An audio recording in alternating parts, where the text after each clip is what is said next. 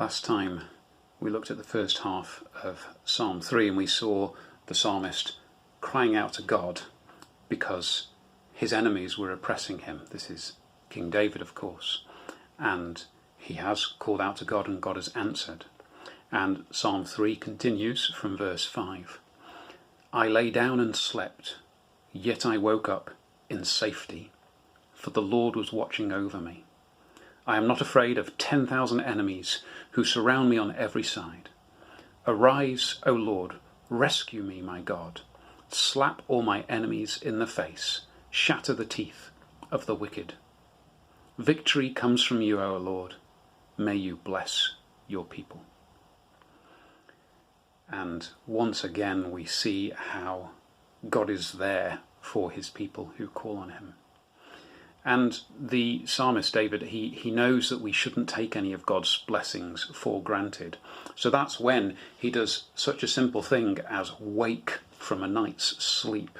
He thanks God for it. He thanks God for the fact that God was watching over him during his sleep and allowed him to awake again and face another day. Because every day that God gives us is a privilege. In many ways, a day that God gives us may also feel like a burden. We know that's true, and we know that some of the days on this planet are very, very difficult. And yet we also know that God is the one that we call out to for help, for strength to endure, and also to teach us, to discipline us as a loving Father does throughout our days. And David says that in that state of thankfulness, he is then not afraid of 10,000 enemies surrounding him on every side. And he's not afraid for one very simple reason, I think, and that is that nobody can truly harm us. Nobody can take away from us our eternal destiny.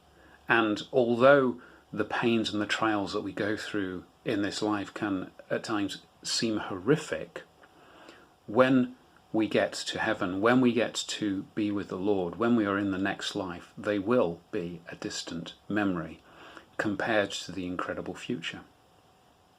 Interestingly, David then asks God to punish his enemies, to slap them in the face, to break their teeth. And this is a little bit of, it may seem vengeful, but we know that David is described as a man after God's own heart.